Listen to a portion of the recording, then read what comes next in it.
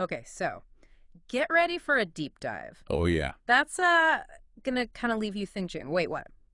We're taking you to Gig Harbor, Washington. Mm-hmm. Like picture postcard perfect place, right?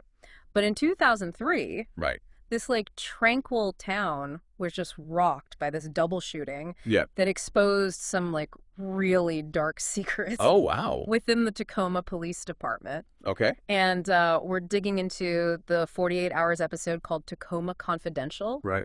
And let me tell you, this case is anything but confidential. Yeah, what's wild is how this case starts with this shocking murder-suicide. Right? Tacoma Police Chief David Braw shooting his estranged wife, Crystal. Right. And then it just spirals outward, revealing this potential web of corruption Wow. and a deeply entrenched code of silence. You know, I always pictured Gig Harbor as this peaceful escape. Right. So it's jarring to think about something so horrific happening there. Yeah. And you're right, it's like peeling back layers of an onion Mm-hmm. with each revelation more disturbing than the last. Yep. Let's start with David Braw. Okay. The podcast paints him as this cop's cop, Mm-hmm. respected, rising through the ranks. Right, right. But then you hear about Crystal's allegations of abuse just days before the shooting. Yeah. And it's like, whoa, who is this guy? Yeah, it's a classic case of appearances being deceiving. Right. Crystal's divorce filings, which were leaked to a local journalist, Right. paint a completely different picture. Wow. Controlling behavior, abuse, even disturbing sexual demands. Oh my God. It's like a switch flipped from this upstanding public figure Right. to someone capable of extreme darkness. And to think this happened in front of their two young children, I know. that detail just chills me to the bone. Yeah. It makes you wonder how someone could reach such a position of power Right. while harboring such darkness. That's where the story gets really interesting Okay. and where the blue wall of silence starts to come into play. Okay. You see, Braw failed 2 psychological exams when he first applied to the force. What? Really? But guess what? What? Family connections got him in anyway. Wait, hold on. Yeah. Are you telling me he failed psychological evaluations and still became police chief? Yeah. What does that say about the system? It makes you question how deep this goes, right? Right. How many others might have slipped through the cracks Yeah. because of similar loopholes? It's a chilling thought. Yeah. And then there's the 1988 rape allegation against Braw. Oh, gosh. A woman reported it, but Wow. because of procedural errors. Ugh. And let's be real, his status as a police officer, Of course. nothing happened. So this pattern of behavior, Right. this alleged abuse and potential misconduct, Yeah. it was there from the beginning, Right. but it seems like it was either ignored Yeah. or deliberately covered up Mm-hmm. to protect the reputation of the police department. Exactly. Wow. And this is where the city manager, Wade Corpus, enters the picture. He was Braw's biggest supporter, even knowing about the abuse allegations. Gosh. And get this, Corpus himself had benefited from the police department looking the other way Really? in an insurance fraud case involving his wife. Wow. Braw, then a detective, was involved in making that investigation go away. Whoa, now that's starting to sound like a good old-fashioned quid pro quo situation. Right. You scratch my back, I'll scratch yours. Mm. It really makes you question the integrity of the entire system. It certainly raises serious questions about potential corruption at the highest levels. Yeah. And it goes beyond just Corpus and Braw. Oh, I bet it does. Yeah. This is just the tip of the iceberg, isn't it? Uh-huh. Tell me more. So, remember Catherine Woodard, Yeah. Braw's assistant chief? Right? She was constantly by his side, Yeah. publicly supporting him and Crystal as a couple. Right. Right. But after the shooting, a different story emerged. Yeah, what was her deal? Right. She seemed almost too eager to defend Braw, even when the allegations of abuse came out. It's interesting, isn't it? Yeah. She even went with Braw to Crystal's parents' house to pick up the kids. And it got so intense that Crystal actually called 911. Oh my gosh. Imagine being so afraid of your own husband, the police chief, Yeah, that you feel the need to call for help when his assistant is present. that's messed up. Yeah. It makes me think about the pressure Crystal must have felt. Yeah. I mean, how do you fight back against someone who holds so much power? Right. Especially when they're supposed to be the ones protecting people. And remember, Woodard was briefly appointed acting chief after Braw's death. Right, But the public outcry, especially after that 911 call came out, right. forced the city to suspend her. Wow. And she ended up having to retire. So even with this blue wall of silence, Right. the truth eventually came out, and there were some consequences, at Yeah. least for Woodard. Yeah. But what about the bigger picture? Yeah. Would anyone face criminal charges for what happened to Crystal? Unfortunately, no. There were multiple investigations, Uh-huh.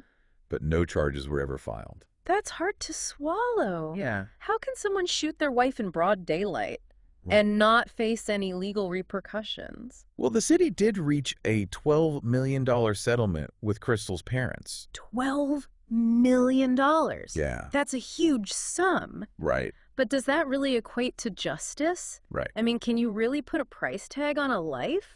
Not And what about Crystal's children? Right. They witnessed this horrific event, Yeah. and now they're orphans. Yeah.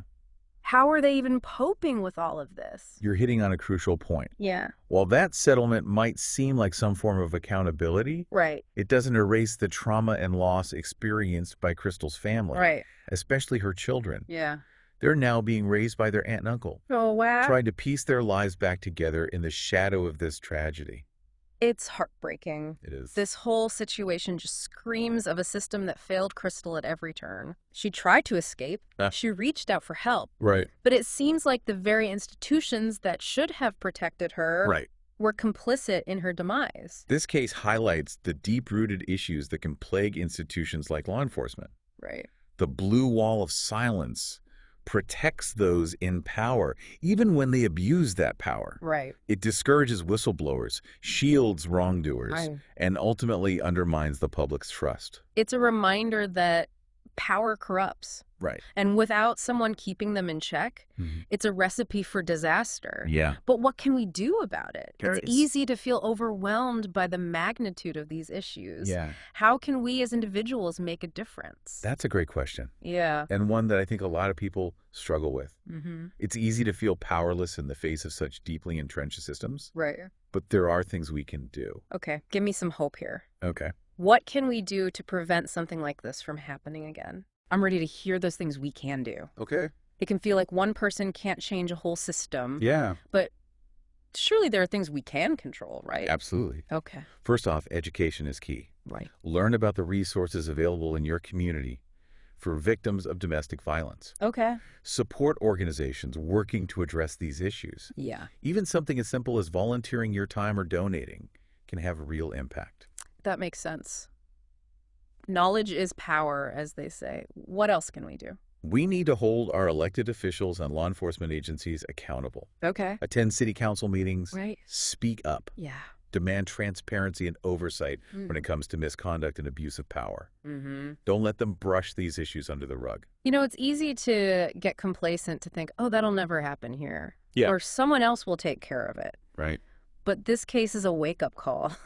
We can't just sit back and expect others to fix these problems. Yeah. We have to be active participants in creating change. Exactly. Yeah. And don't underestimate the power of conversation. Right. Talk to your friends, family, colleagues. Yeah. By breaking the silence and raising awareness, Mm-hmm. we can start to shift societal norms and create a culture where these behaviors are no longer tolerated. It's like that saying, evil triumphs when good people do nothing. Exactly. We can't be bystanders. This deep dive has been heavy, Yeah. but it's also been empowering. Right. It's shown me that we can make a difference. Mm-hmm. We can speak up for those who can't demand accountability from those in power Right. and support organizations fighting for justice. I agree. Yeah. It's a reminder that change starts at the grassroots level. Right. It starts with each of us taking responsibility and taking action. Yeah. Crystal's story, while tragic, Mhm. can serve as a catalyst for positive change. Right. We can honor her memory by working to prevent something like this from ever happening again. Well said. This case might be specific to Tacoma. Right. But the themes are universal. Yeah. Abuse of power, Mm-hmm. the blue wall of silence, Right. the silencing of victims. These are issues that can happen anywhere. Anywhere. So, listeners, Yeah. what will you do? How will you use your voice and your actions to create a safer, more just world? Yeah. Think about it. Mm-hmm. Talk about it. Yes. And most importantly, do something about it. It's time to break the cycle. Thanks for joining us for this deep dive. Appreciate it. Until next time, stay curious, stay informed, and keep fighting the good fight. Absolutely.